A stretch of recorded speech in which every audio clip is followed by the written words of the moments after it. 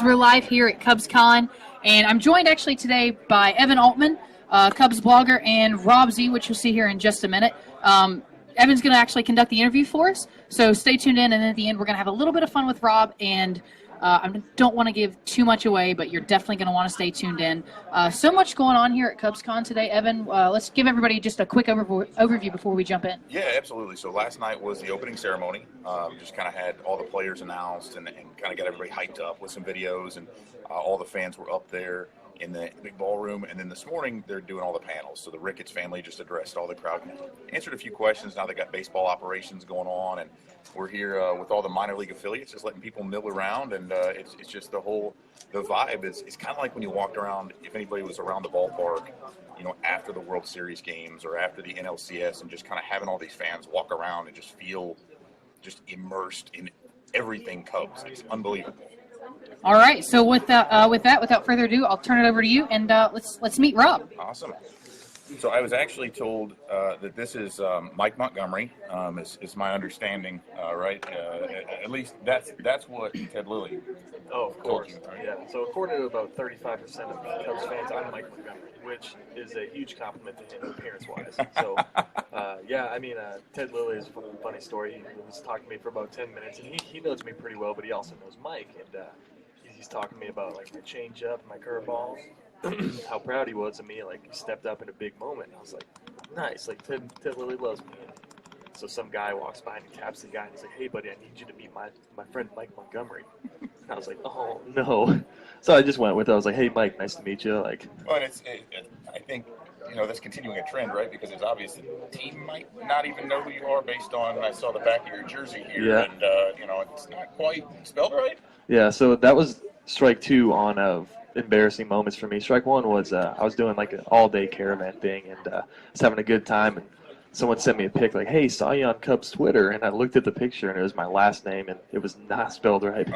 So it's still sitting on the back of my jersey right now, not spelled right, but it's close, and it's a tough one, so I'm okay with it. Well, so obviously you came up, you got some time with the team this year, and so people are having to learn your name a little bit. It's probably not, you may be aware, it's not the easiest one in the world for people to get, but it's nice. So on the blog, I'm able to kind of set it. So I set my spell check. So now when it shows up, I don't get the big red line under it. But just for the people who are out there who maybe aren't used to it, can you please pronounce for us your last name? My last name is, it took me till fourth grade to get, so I completely understand. It's Zastryzny. So Rob Zastryzny. Bless you. Oh, yeah, see, exactly. That's what they used to say. Gesundheit, whatever. So that's okay. There's a little bit of a joke there, but we were talking earlier, right before we started, just about kind of pitching in front of everyone. So your journey last year, right? You started out in AA, you pitched in AAA, you're up with the Cubs, you're on the NLCS roster, and on a World Series team. Yeah. All in the space of a calendar year, not even. So has your head stopped spinning yet? And can you talk a little bit about that journey? Well, luckily for me, it started spinning as soon as we won. Like, we won, and then everything kind of hit me in one moment. I remember I was sitting in front of my locker on the ground, and I was like, what am I doing here? How did I get here? And a guy came up and interviewed me, and he's like, hey, do you want to stand up? And I was like, not really. So he sat down with me, and we had like a little sit-down interview there. And, I just remember thinking, like, I started the year in AA, and if you would have told me I'd be on the World Series champion Chicago Cubs, I would have called you a liar. And, I was really fortunate, and a lot of things happened for me, and I honestly couldn't be happier. This was the greatest year of my life, and I hope that we can win another championship next year.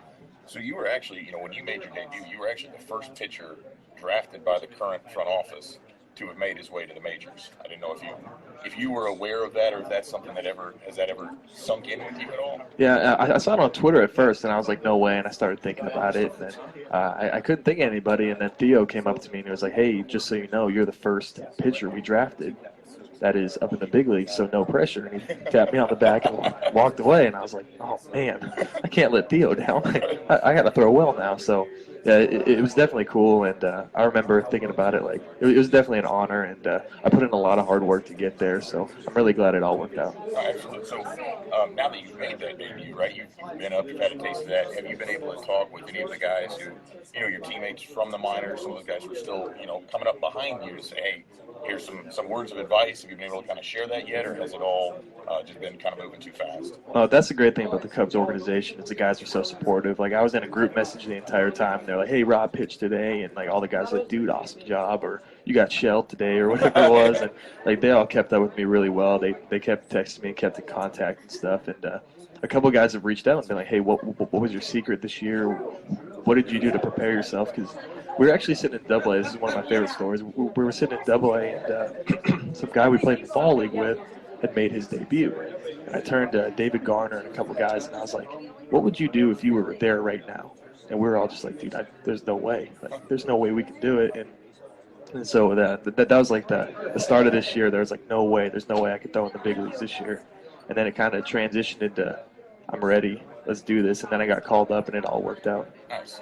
Well, and we were, I know you mentioned earlier, obviously the affiliates have changed a little bit. When you were coming up, it was Daytona was at that high A level, but obviously now we've got the Myrtle Beach Pelicans here. What did you take away? What were kind of the steps you took, especially in that A-ball level, that really helped you advance beyond and give you the tools that you've got now? If I had to think of one thing, it was halfway through the season I had like an 8 ERA in high A. And when you have an 8 ERA, there's really nothing you can do to bring that down immediately. So you're like, okay, like, what can I do to just help my team? And so I called my college coach, and he said, Rob, just do what you did in college. Just try and win games and see what happens. And that's all I did. And I think we won 11 straight games I pitched in. And the team was really good. We had Schwarber and everybody, so that would be a huge reason we won. But I just changed my mindset from how do I change my direction or my arm angle or maybe get on top of my curveball. I changed all that to how do I win this baseball game. And that kind of gave me the mentality to just go out there and compete. And that kind of changed my whole career right there. Nice. Well, I know you addressed it a little bit earlier, right? But coming up through this organization, I mean, you've experienced the Cubs at literally every level at this point, right? From the moment you were drafted, you came all the way through. Can you talk a little bit about, maybe a little bit more about that sense of family that this team has, not just among the players, but even the minor league affiliates and the organization all the way on up? Oh, the guys care so much. During the playoffs, they had all the trainers, strength coaches come, and they did a lap around the field, and the fans cheered them on and everything. And Theo asked if I wanted to go out there and say hey to everybody, and I was like, of course. Like I've played with literally every single one of these guys at some point in my career, and they were just so like happy for me. They're like, Rob, like they're so happy. Like some of them had like tears in their eyes. They're on Wrigley Field in the playoffs. Like everyone's cheering. It was nuts, and it just shows how much they genuinely care. And they're not going to tell you something to benefit them at all. It's all for your career, and everything is for you. And coming up in an environment like that, it's really easy to succeed, and the Cubs have done a very good job to make sure that we're in a position to succeed. Absolutely. So now let's transition that back to your actual family and growing up. What kind of support, what has that meant to you, again, along your career and from playing as a kid and all the way up? How have they been able to support you through this journey? I 100% wouldn't be here if it wasn't for them. And I had the support of my parents and sometimes just the motivation I needed because I remember in high school there'd be these pool parties and I was just trying to be as popular as I could, sit at the pool table or whatever. And my parents were like, look, none of that matters. You need to go play tournaments. You need to do this. This is what you want to do. And I told them I wanted to be a professional athlete since I was 6 years old. And they're like, that's what you really want. Let's try and do it. And they pushed me, and they were there when I was pitching bad or hitting bad or whatever it was at the time. And they sent me off to Missouri, and I didn't have the confidence to go. I was like, man, that's 14 hours away from home. I've never been away from home at all. And they're like, you can do this. Like, we'll fly up whenever you need us. Like, just gave me that, like, edge to go to Missouri. And that ended up being a great decision for me. And I'm thinking that's why the Cubs saw me so much. And that might be a big reason why I'm here now. And, I can't thank them enough for that. It's kind of interesting how that all works out, right? Yeah. So what, obviously I know, you talked earlier about some of the things you're working on, especially at the A level. We talked about the things. I don't know how much of those. Maybe Ted Lilly was working with Mike Montgomery on some of these things, but what have you been working on? I mean, I know you talked earlier about the curveball, arm angle. Like, what do you need to work on to stay at the highest level and to continue to be a big part of this going forward?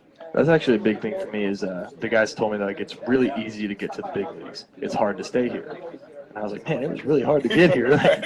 I wonder how hard it is to stay here. So that's kind of the mentality I take into the off season. Like, I got to keep working so I can stay here because it's really hard to stay in the big leagues. And I talked to Mike Montgomery actually a lot about, and not just in the mirror to Mike Montgomery. Like, you're the same person, right? Yeah. So I actually talked to him in person. So I talked to him, and he has one of the best curveballs I've ever seen. I was like, man, like, what's your secret? And so we talked about it a lot. What He is told his me. secret? Are we allowed to? Yeah, his secret's very easy. I have a very stiff wrist when I throw it. He has a very loose wrist, and it gives him the extra rotation on it and stuff. And it's hard to do, but he's mastered it. Obviously, he got the last out of the World Series with a curveball. So, yeah, it's work on my curveball, and then it's always just making sure your delivery is solid. Like every offseason, for some reason, the first week I throw, my delivery is just a disaster. And then I'm like, okay, I forgot how to pitch, so let's see if I can remember how to do it in time for season. And so this year I kind of did a lot of dry work in the gym and stuff to try and keep it, and actually started throwing early January, late December, and it feels good. And I'm hopefully going to go into spring training feeling good and feeling strong. Nice. Is there anything, I mean, is it baseball 100% of the time, or do you get the chance to get out? Are there other sports activities? I think your Wikipedia page says you're a fantastic amateur tennis player. Oh. Yeah, it says amateur tennis player when really it could be professional. Okay. I just chose baseball over tennis, but no, I have a lot of hobbies. A lot of them include like going on vacation. I was actually just in Costa Rica with Stephen Paraxlis and my girlfriend, and we had an absolute blast. And it's just things that get your mind off baseball, especially at the big league level. It's like I'd warm up in the 12th inning, right, and then they'd put Chapman in, and I'd sit back down. We'd win the game, and we'd go celebrate and everything, and get back to the hotel around like 2 in the morning, and I am wired. Right. Like my adrenaline is pumping, and I'm like, what do I do now? And so you just need to unwind. Like that's the biggest thing about being in the big leagues is like being out there. Like it's your job. You do everything the way you're supposed to, and then afterwards your adrenaline's pumping. You need to unwind. So that's kind of what I worked on this off season. Laid on a beach for a while and played a lot of video games. Nice. That sounds like a rough life, right? Yeah. A little bit easier though than maybe having to stay up till 3, 4 in the morning because Well, you can't get to sleep. I lived at home, so my mom, like 3 weeks in, she was making my brother do all the chores and stuff. Like, Rob's a guest. And then she got used to me. And she was like, Rob, make sure you clean the bathroom. I got to get out of here. I got to move out.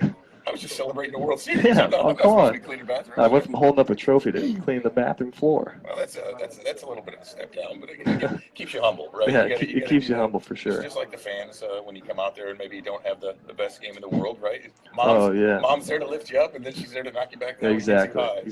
She keeps me right where I need to be. Nice, that's good. Okay, so you get to pick any hitter that's out there right now, and what's your dream? Who's that guy that you want to come in there? The game's on the line, and you want to face this guy.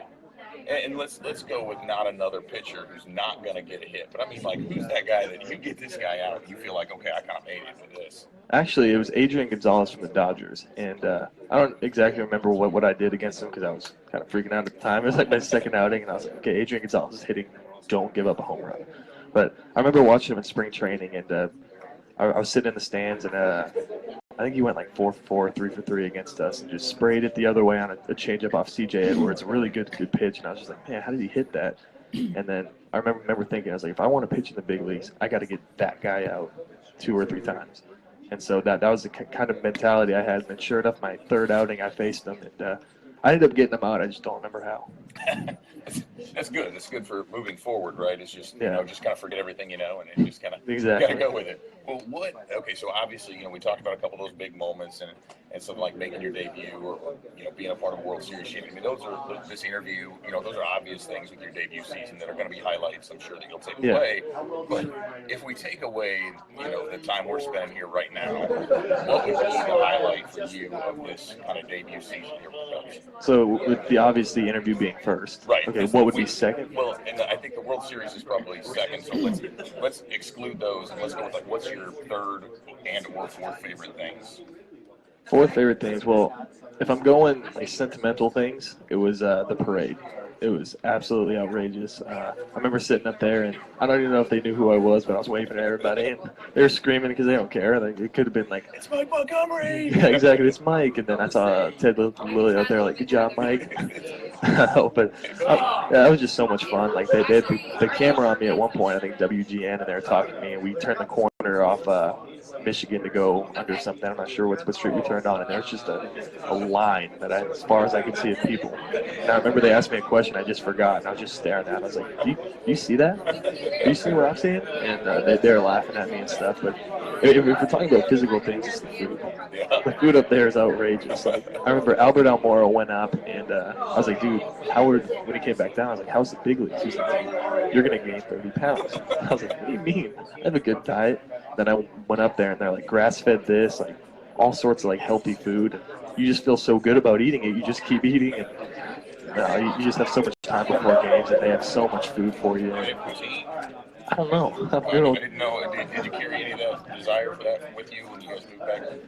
Oh gosh, yeah. I was actually homeschooled. My parents made me make that for a school project once. They're like, it's like a Canadian celebrate thing. Canadian culture. I thought it was just like bread, but my parents were so much more in love with it than I was. So, but no, they just had so much good food and stuff. But yeah, the parade was great. That was right up winning the World Series, like feeling wise. We were all just like taking it back, like no way this is really happening. So it was super cool. Well, I could see that. I mean, just even watching it from far, just seeing that flood. I can't imagine when you watch a game like this, today to see all the people just coming around and just swarming around and being a part of it. So, did you being drafted by this organization? I mean, did you have a thought of like, and it'd be really cool to win a World Series?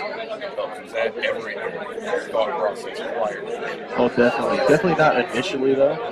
When I first got drafted, I was coming out of Missouri my junior year, and we had a good team. We just couldn't win games. Like, we just kept losing one-run games and stuff. I think we ended up at like 20-35 or something. And so I was like, all right, bad junior season. Like, I wanted to go to Omaha like every kid does. And I got drafted by the Cubs, and at the time, they were not very good. And so I called my dad, or I was actually sitting with my dad, sorry. I just got off the phone, and he was like, so what are you thinking? And I was like, Dad, I can't believe I'm going from the zoo where we lost all these tough games to going to the Cubs who haven't won in so long. And this is Rob Zastryzny, Astros fan, grew up in the South. And then I started looking up all like the Cubs history and stuff. And like that night, I stayed up all night just reading about stuff. And the next morning, I tweeted like, I cannot believe I'm part of this organization.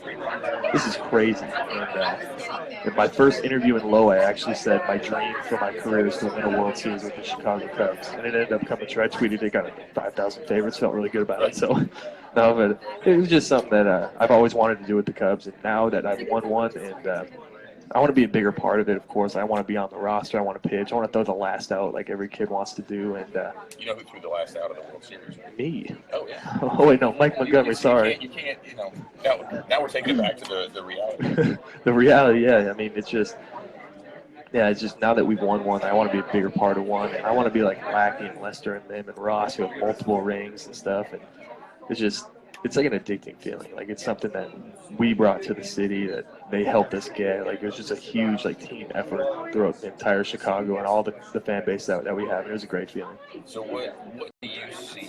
I mean, do you look at trying to set a goal for, I want to, hey, I want to be in the bullpen, I want to be in the rotation, or is it more just I'm going to be the best I can be, and then I'm just going to take whatever the front office, whatever Joe Madden puts in front of me, and I'm just going to fill that out to the best of my ability. It's kind of both. Like my long-term goal, I want to be a starter. I want to be in the rotation. I want to be you set the bar high, like Cy Young type stuff, all-star game, like for future in my career, like just to set the bar really high. But the best way that I can get myself to get there is to just do what I can for the team. And that's how I pitched this whole time I was up here, and I had a lot of success doing that. Was, if you want me to start, I'll start. You want me to come in, close the game, I'll close the game. Long relief, I'll do it. And I think that's the best way for me to prepare myself to do all these things in the future. So there's a lot of talk up there today, too. Obviously, you're familiar with having the bullpens on the field, right? That's always been the case. They're going to be moving those under the bleachers. Have you thought about that at all? I mean, it's a big deal with the fans. How do you see that as a guy who's come out of the bullpen? It's kind of cool to be sitting out there, and when you get called out, it's nice to jog out there. And the fans out there are so nice. Like, we actually know a lot of them, some of the season ticket holders back there, and we chat with them, and CJ will give them seeds and stuff, and I'll give them seeds. But at the same time, like, you can't really stretch out and get loose out there. Like, if I'm sitting for 9 innings and they want to put me in the 10th, like, I've been sitting in the bullpen having like a random pee break every 4 or 5 innings. Like, that's the only action I've got. Well, you don't get to play chicken out in the bullpen. You're out under the bleachers, right? Yeah, okay, well, at least if we're hitting, we can like do some foam roll and stretch and stuff. Because I look really goofy doing all my stretches. I can't do that on the field. Everyone will laugh at me. So yeah, I definitely need like a space where no one can see me. About like the space. So and you talked about the food being a big difference. What about the clubhouse they've got there now? I mean, how nice is that, right? Well, I get there the first day and they're showing me around, and I'm like, this is outrageous. I've never seen like a big league clubhouse. Like, this is crazy. And then I actually started on the road, and I went to the road clubhouses and stuff. And I saw ours, and it was great. So I'm walking up towards the field, and I see the batting cage. I was like, oh, cool, they have a batting cage in here. And I think it was Montero stopped me. He was like, this used to be the locker room. Like, this batting cage used to be the locker room? Like, I couldn't believe it. It's the coolest thing in the world. Like, I took one of my buddies down there. He plays for the Pirates. And during the World Series parade, he was there, and he was blown away. He was just like, dude, this is outrageous. Like, all the stuff, there's like a nap room in there.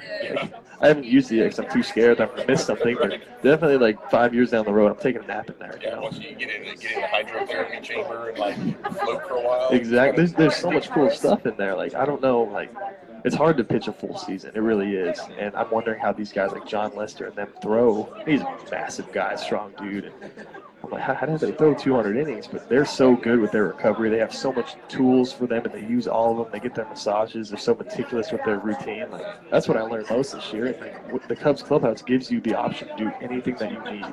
And so that's been a huge part for us. Well, I was going to say, it's not the main driver of it. Obviously, the talent on the team, guys like yourself and everybody built through the system. Yeah. When you look at having a spot like that in space where you guys can go and just kind of relax and get pretty much whatever food you want, right? Yeah. You can hook that all up and then be able to kind of go out and then perform on the field a little bit better. So that was cool. I got to tour it, and I wanted to kind of stay there. I was like, maybe I could throw left-handed or something. Yeah, make it up. There's a few of you guys. And it's really easy to do. if I get a little taller, maybe, and exactly. add about 20 miles an hour to my fastball, I think I might be able to make it. So just 20. That's like a year of work. You could be there next year. It's not that bad. Or maybe I could throw an EFUS pitch, who knows. So now we're there. Jamie Moyer did it. Yeah, 81 miles an hour. He was older than I was when he was winning the game, so pretty good. But we're gonna go ahead and wrap up this part of it. I know Kristen is going to embarrass us with a game over here, apparently, that we get to play. So I am very much looking forward to seeing what I can do to embarrass myself further. Oh, perfect. Let's do it.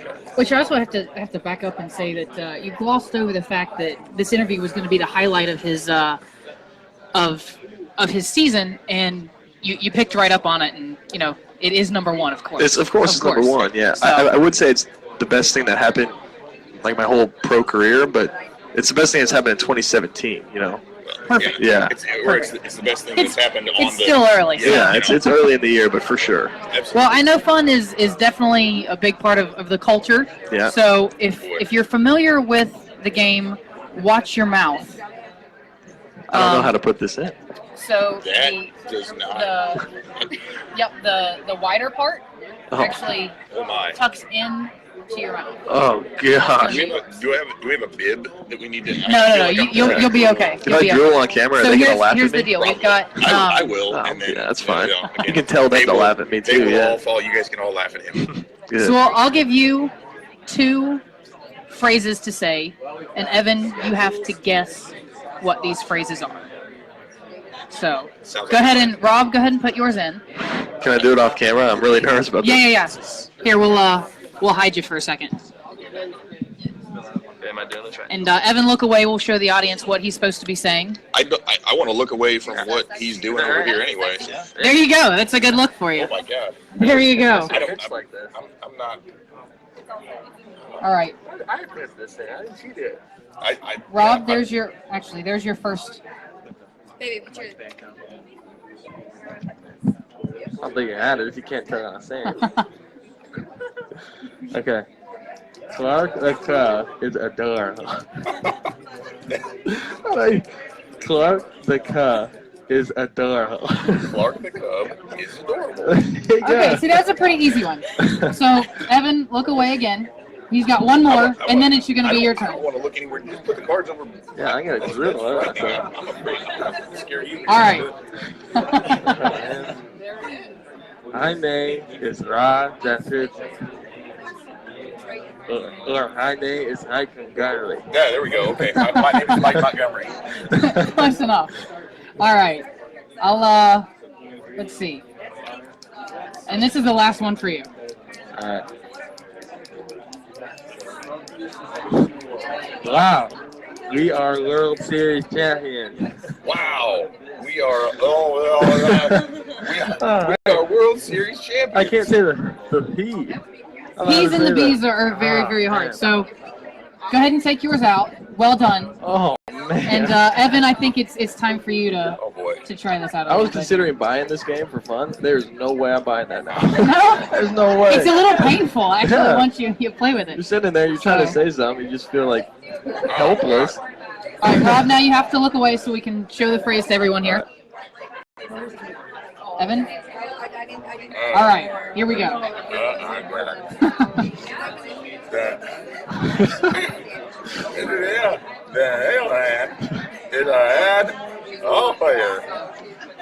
What? Yeah.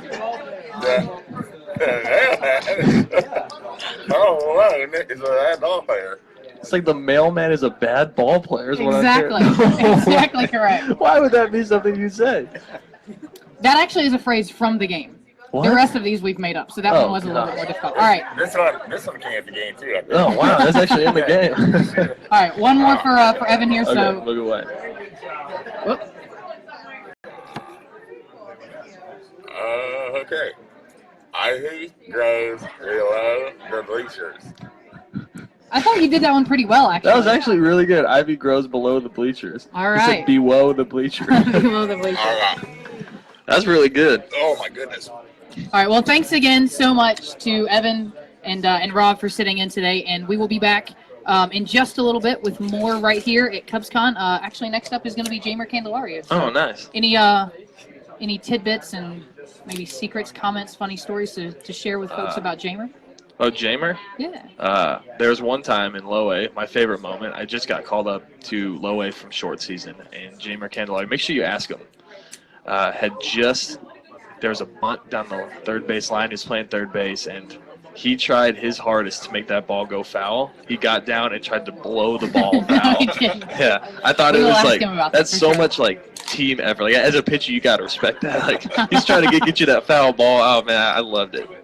Awesome. Good deal. Awesome. Bring Well, it thank up. you again very much for coming in. And we'll be back in just a little bit. Like I said,